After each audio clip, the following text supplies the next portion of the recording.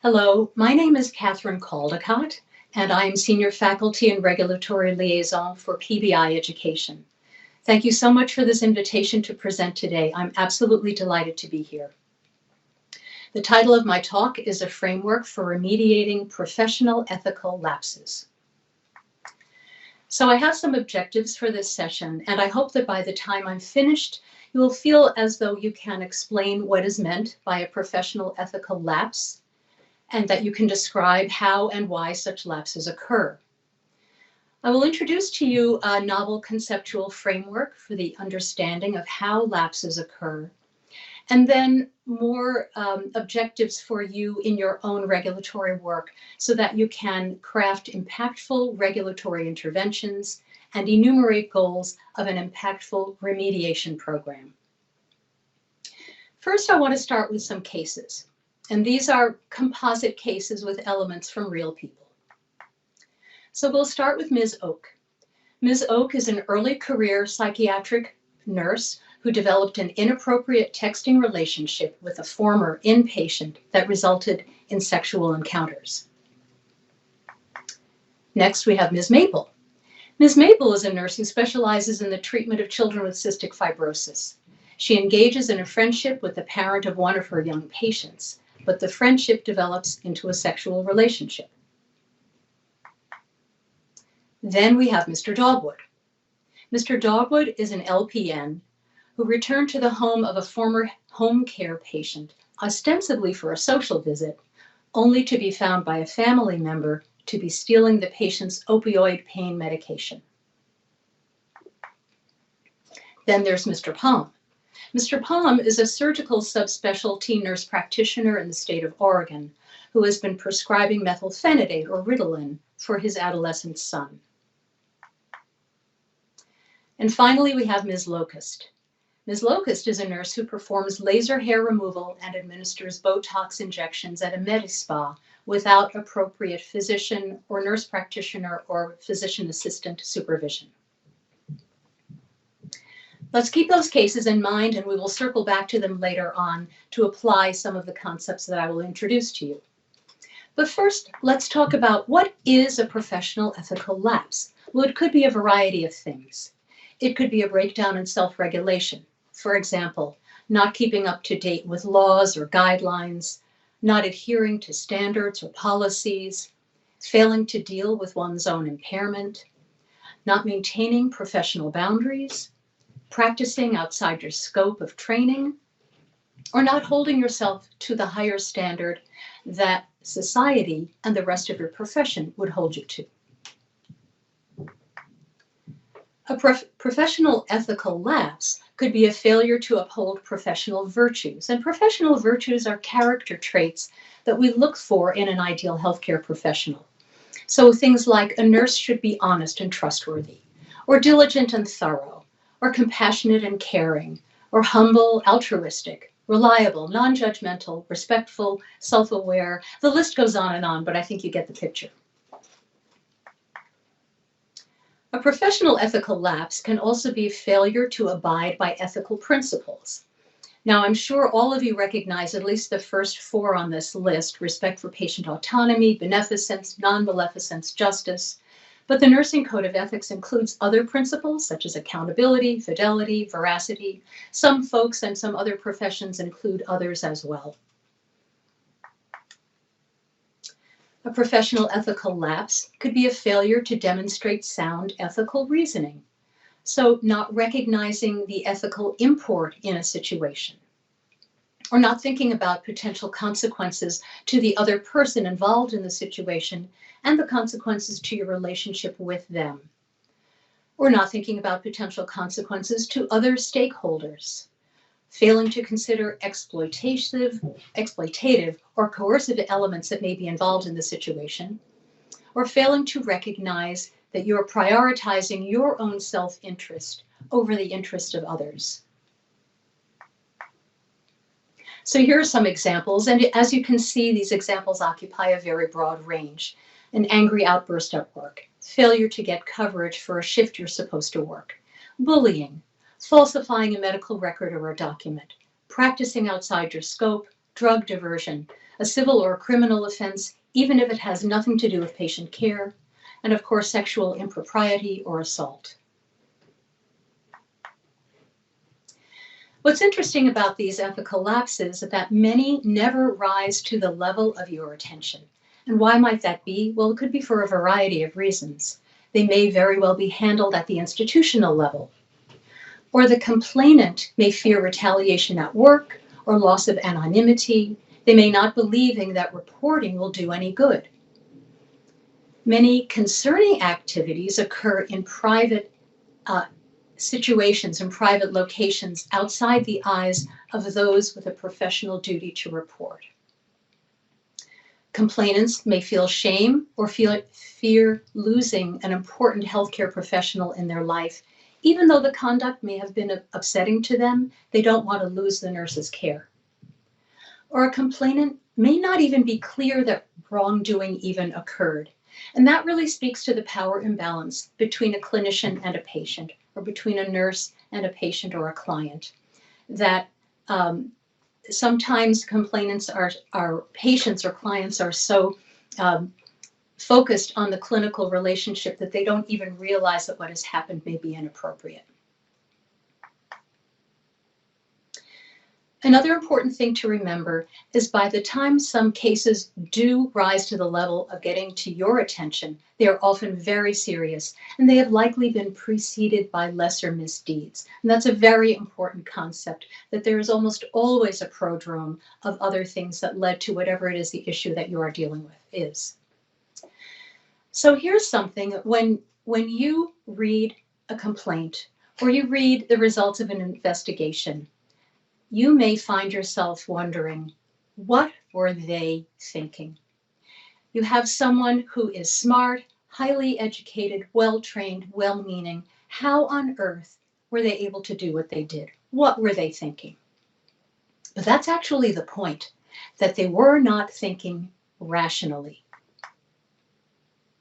I want to introduce to you the notion of cold ethics and hot ethics. And these are terms that were coined by Professor Dan Ariely. Yes, he is a double PhD.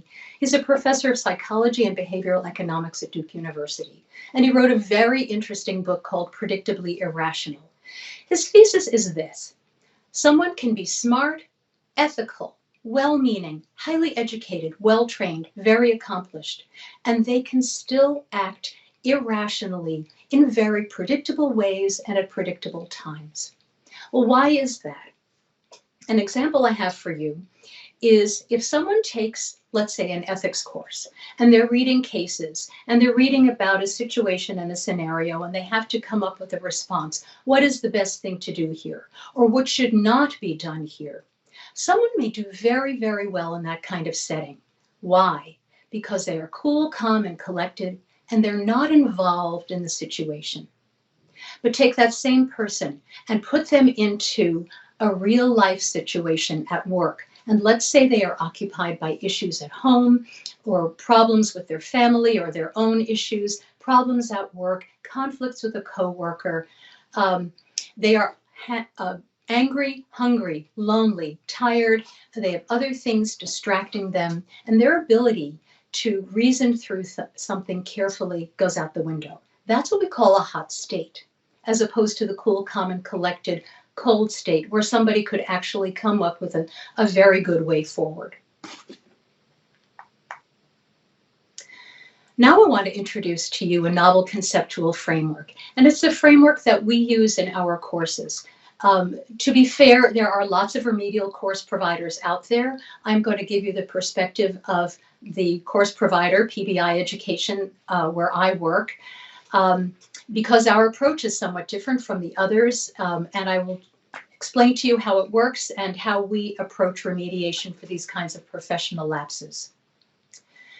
Before I go into those kinds of details, though, what I want to do is paint a picture for you of what it's actually like to attend a remedial course. So, as you might imagine, when someone gets into trouble, they are really very unhappy. They've been ordered to attend a course. They have no idea who else is going to be there. They don't know anybody else who's ever gotten into trouble with their regulator.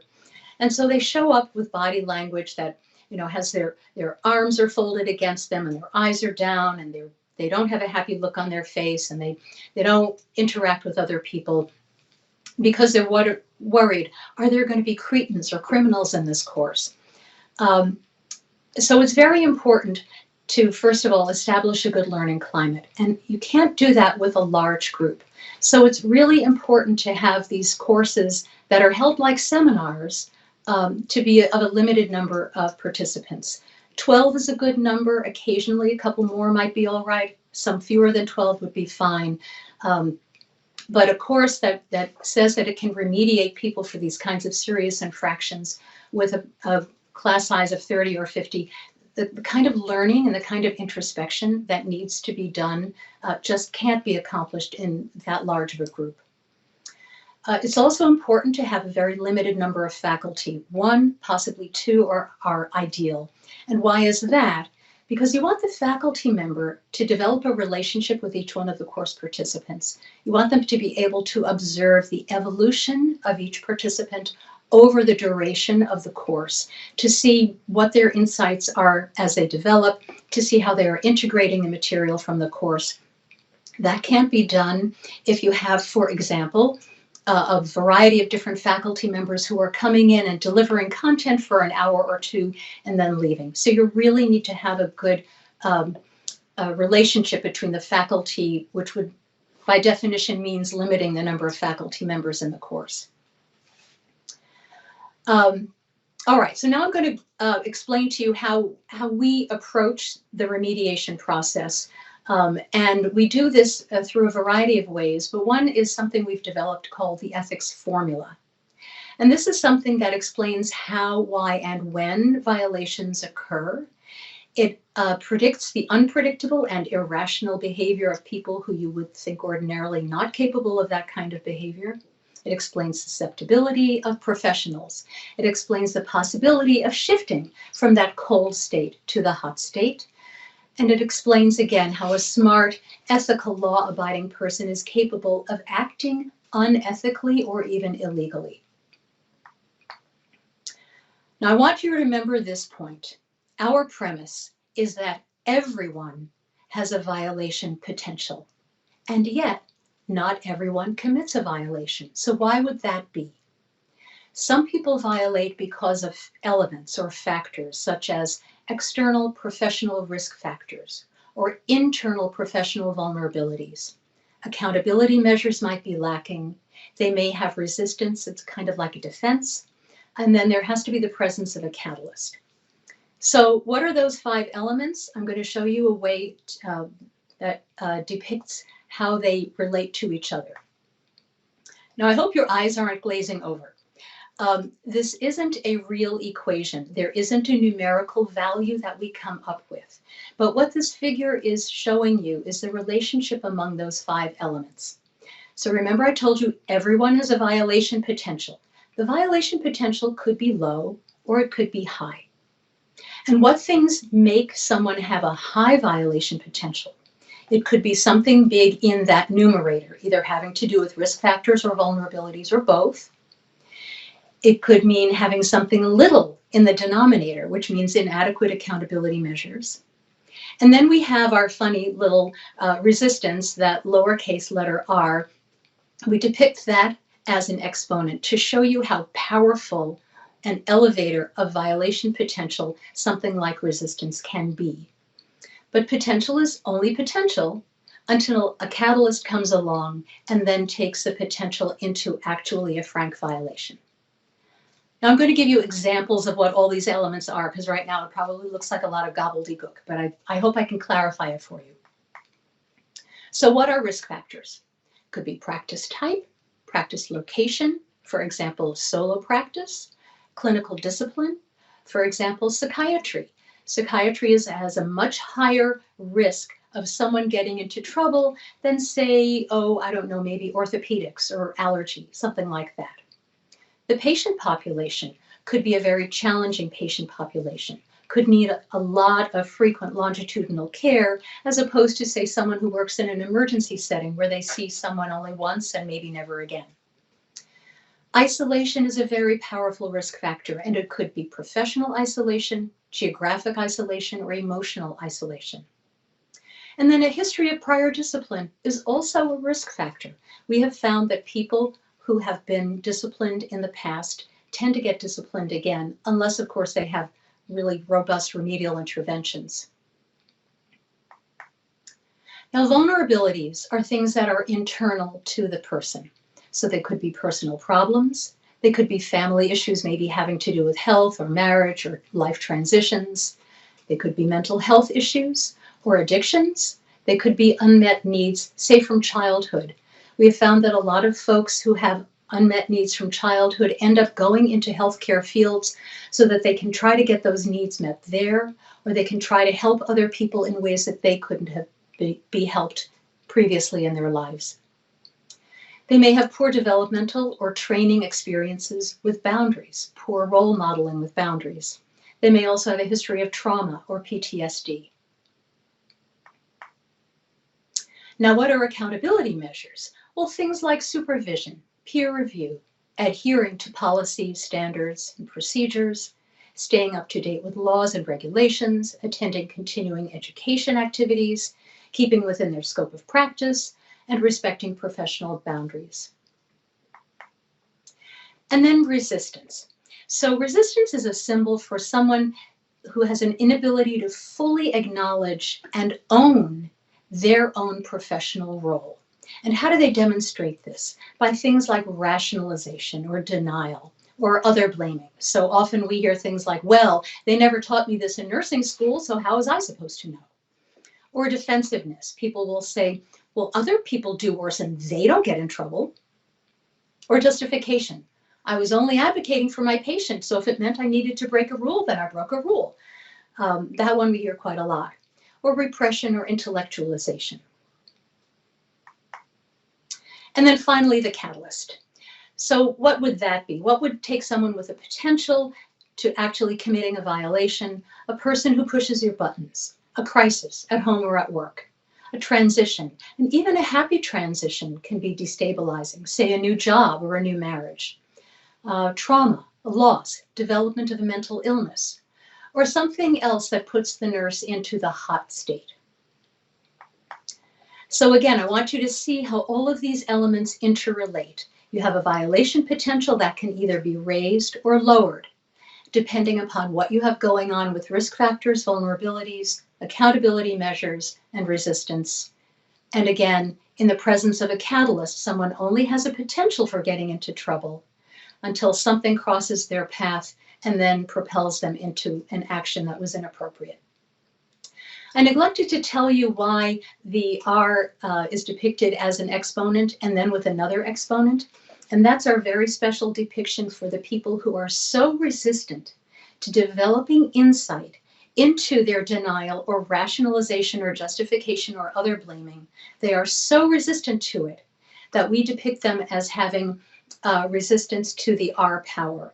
Because if they can't see that they are not owning their professional role and they are not looking into their actual motivations as to why they were thinking the way they were thinking, then it's really hard to lower the violation potential. So that was point one, that everyone has a violation potential. Some violate, others do not. Here's point two. Lapses occur along a continuum of severity. Major violations are usually preceded by smaller misdeeds. This gets back to the point I was saying earlier about how sometimes things don't come to your attention until it's really quite late and things have gone quite far. An ethics or boundary violation is the endpoint on a continuum of increasing harms to the patient, the nurse, and or the therapeutic relationship between them. And this may be an explanation for patterns of misconduct that you see. So what does this look like? Well, I'm sure many of you are familiar with the phrase the slippery slope, and this is how we depict it. We start with the violation potential at the top. And if you look carefully at that line, it's actually a series of segments with a steeper slope with every succeeding segment. So the slope isn't too steep at the top and it gets a little steeper and a little steeper until you just plummet right down to the bottom. And we have labeled places along the way.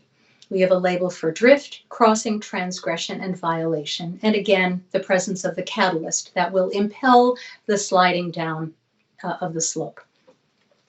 If any of you ever do any reading about ethical infractions or boundary issues, you may have come across the terms crossing and violation, or boundary crossing and boundary violation. Some people use those interchangeably, some people distinguish them from each other. I'm going to give you an explanation for the terms that we use and the labels that we use. So first we're going to start with the drift, that first step out from the potential, the first step out onto the slippery slope. A drift is not an action.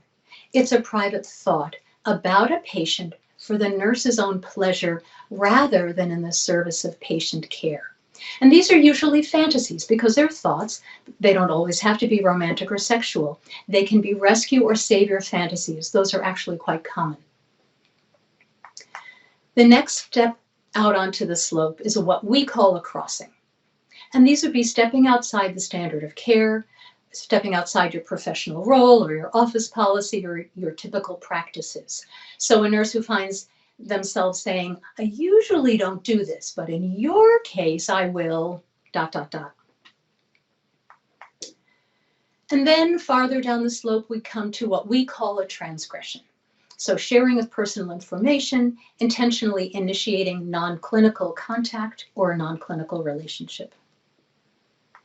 And then finally, the violation, which is frank exploitation of the trust, knowledge, influence, or emotions that were derived from the professional relationship. So I showed you how the slope gets steeper the farther down you go. That also correlates to the increasing amount of harm. The farther down you go the slope, the greater the harm, clearly, to the other person involved, which is usually a patient or a family member of a patient. But the greater the harm to the nurse, and the greater the harm to the therapeutic or the clinical relationship. I want to revisit our cases and apply what I've talked about to those cases. But first I want to make the point, and you probably figured this out by reading the cases, that there is great variability among those who violate. In other words, not all nurses who commit professional ethical lapses are created equal. There are age differences. Some may be young and naive. Others in mid-career may be experiencing midlife crisis. Others who are older and more advanced in their careers may have become complacent or out of touch. Some may have developed physical or mental illnesses or addictions. Some folks you interact with, I'm sure, are very remorseful and very, very sorry, especially when they realize the harm that they have caused. Others, I'm sure you have dealt with, may be very resistant or defensive. For some folks you deal with, you may be really quite convinced that it was a one-off, that they're an otherwise very capable, competent, trustworthy nurse, but this was just a one-off compared to the rest of their conduct. For other folks, though, I'm sure you've noticed patterns of increasingly concerning behavior. You may even notice grooming behaviors in folks who have committed or appear they're going to commit a sexual boundary violation. There may be a history of previous complaints or discipline, or this may be the first time that you have encountered them. But this kind of variability can guide the crafting of your interventions. So now let's go back to the cases. First, Ms. Oak, she was the one who developed the texting relationship with the former patient, and it ended up progressing into a sexual relationship. So what are her risk factors? Well, she was early career. She was in a psychiatry practice. So this is an especially vulnerable patient population. Now, what were her vulnerabilities? We don't know. We don't know her for sure. We could speculate perhaps, but in a sense, we don't have to know that right now.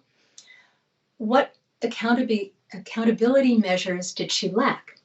Well, she did not adhere to policies about texting, and she may have been ignorant about standards regarding former patients. And what might have been her resistance? Well, she could have used rationalization, thinking this is a former patient, it's not the same as a current patient, it should be okay. Or she may have used justification, thinking, well, this former patient might need a little extra support after the hospitalization. Ms. Maple, she is the nurse who works with the patients with cystic fibrosis and develops the relationship with one of the parents. So what is her risk factor? Well, certainly the CF practice for sure. It's a very intense kind of specialty. There are longitudinal relationships with patients and families over the long term. They get very involved with each other's lives. And we don't know what her vulnerabilities were. We could speculate there as well. But what accountability was she lacking? Well, she seemed to be lax about rules regarding avoiding dual relationships. And what resistance might she have had? She may have rationalized it, saying, well, getting to know the parent better is good for patient care. Or once it became a sexual relationship, she might have said, well, we were two consenting adults, so what's the matter with that? Then Mr. Dogwood, he's the one who stole the opioids. What is his risk factor? Well, certainly the home care setting is a high risk setting. It is unsupervised. There are lax boundaries because it doesn't look like an ordinary office setting. You're in somebody's living room or even somebody's bedroom. So it's hard to maintain professional boundaries in an atmosphere like that. And this is also an especially vulnerable patient population. What might his vulnerabilities have been? Again, we could speculate. He could have had an addiction issue himself. He could have been treating his own chronic pain. He may have had an ill loved one, and he may have been taking the meds really for that person. Accountability was lacking because he had no supervision or peers or oversight on site. And what about his resistance? Well, if he were addicted to opioids, he might have used a lot of denial. If he was taking the pills for an ill loved one, he may have justified it based on that, on those grounds, that people are motivated to do all sorts of things for people they care for. Mr. Palm, the nurse who prescribed Ritalin for his son, his risk factors. Well, he is permitted to prescribe scheduled substances. He may have felt he was too busy to take his son to the doctor. What about vulnerabilities? Again, we don't know for sure, but we could speculate. If he has a child with medical needs, he may have felt very helpless. And he may have also wanted to, in a sense, save his own son. He may have wanted to appear like a hero in his son's eyes. Accountability was lacking because he had no oversight needed to prescribe controlled substances in the state of Oregon. And in terms of resistance, he may have used rationalization. Well, getting care from me is better than no care at all. Or he may have used intellectualization, thinking he could monitor his son and titrate the dose if needed. And finally, Ms. Locust, the one who's unsupervised at the Medi-Spa. Her risk factors. She may very well have had a very demanding patient population. She had professional isolation, and it appears there was a poor practice set up since she didn't have supervision at the ready.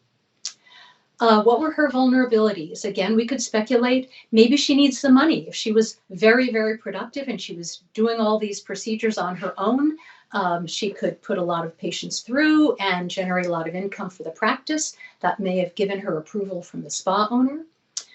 And accountability that might have been inadequate would have been inadequate supervision and inadequate policies about supervision. And what might her resistance have been? Well, she could have used other blaming. Well, they, meaning the spa owner or the supervisors, they are supposed to know the rules. It's not my responsibility. Or defensiveness, saying no patients were harmed. Excuse me. And that's something we hear often as well.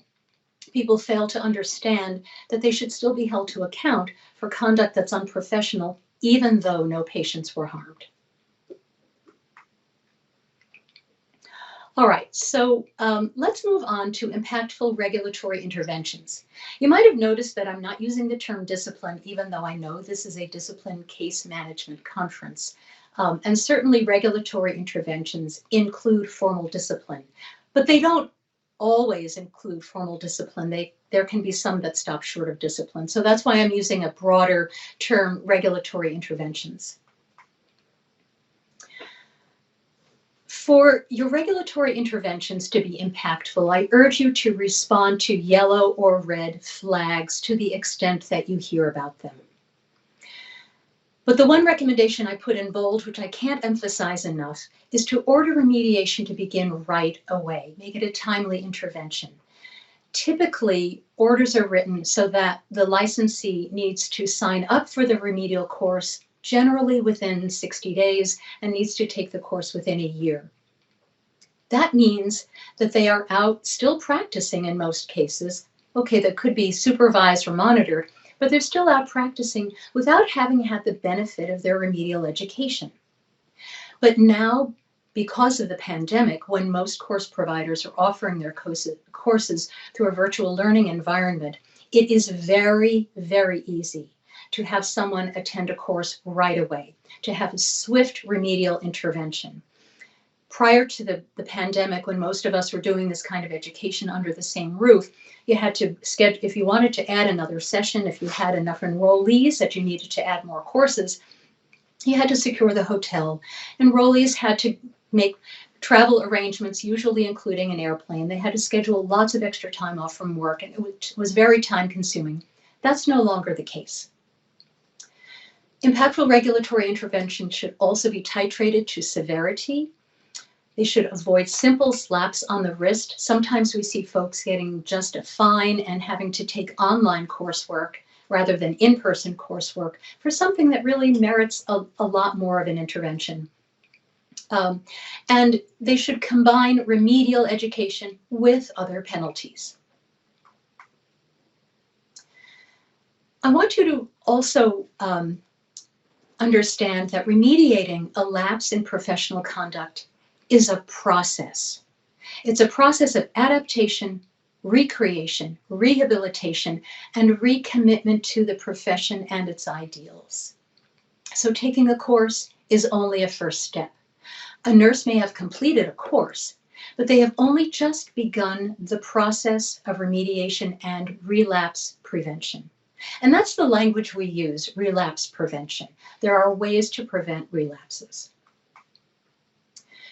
Impactful regulatory interventions should be proportional, effective, and bring about positive change. So what do I mean by those three things? Let's do proportional first.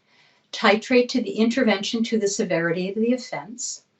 Consider the nurse's history and context. Carefully weigh aggravating and mitigating factors. Recognize that different types of offending nurses exist, just like the nurses we saw in those cases. And consider the elements of their situations, risk factors, vulnerabilities, etc., to the extent that you know them. You may not know very much about them at all, but consider some of those elements if you know them. Now, what about effective? And this is where the course comes in. Choose the correct remedial course. We will provide to you, and other course providers will also provide to you guidance on, does this person need a professionalism course? Does this other person need a boundaries course? Does someone else need a communication course? So you make sure you're sending them to the right kind of coursework. And in these courses, participants should be expected to expand their insight into the elements of their situations that led to their being in a hot state, to confront those resistances, to improve their reasoning and judgment by developing accountability, to deepen their understanding of the dynamics of exploitation, and this is particularly relevant if there is a boundary violation, and face up to the harms that they have caused. And what do I mean by positive change? So remediation programs can accomplish learning even during someone's period of revocation or suspension. Having zero tolerance for bad behavior does not preclude education and remediation. Now, linear or longitudinal remediation, meaning they start with a course and then continue with some kind of follow-up program, or coaching, can complement other types of monitoring. So you might think about it like professionalism monitoring or ethics monitoring could accompany clinical monitoring, prescribing monitoring, chart monitoring, etc., as many violators continue to recover and grow over time. Remember, I told you remediation is a process. Now, what to look for in an impactful remediation course? It should be a live seminar. Virtual is not the same as online. It should have a process orientation compared with a content only. And by that, I mean that the people who have made mistakes and ethical lapses, they know what they did was wrong, but they don't understand how or why they got there. And so the process orientation of digging into what put them into a hot state, what made them vulnerable, what were their catalysts, why were they resistant, those are the kinds of things you should expect them to learn in a course like that. It could be preceded or accompanied by a formal assessment for fitness to practice or an alternative to discipline program. Even psychotherapy is often very, very appropriate. Should include the formulation of a specific plan to modify risk factors and vulnerabilities and increase their accountability measures. A specific plan about, henceforth, I am going to do this, I am not going to do that, I'm going to change my practice environment this way, I'm going to show myself as a professional that way, I'm going to take care of my personal needs in a different way, things like that. And then a longitudinal follow-up component is helpful. More about positive change. Nurses with boundary violations should develop insights. Many patients or others who are exploited by nurses have been exploited before. And it is the job of the nurse to understand their own violation potential and the reality that each patient has an exploitation potential as well.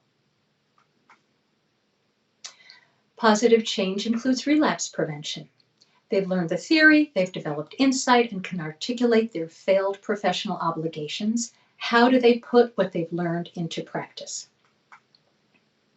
They should have a concrete plan, as I was just mentioning, elements that apply to their work setting, their professional self-presentation and attention to their personal life, and longitudinal follow-up course, coaching, or monitoring. And the benefits of a follow-up plan, we have a course that we offer, and I've asked the participants in that course, what do you get out of this? And they say things like it deepens their understanding of their risk factors and vulnerabilities and resistance. It assists them in the gradual process of recovering from a professional lapse.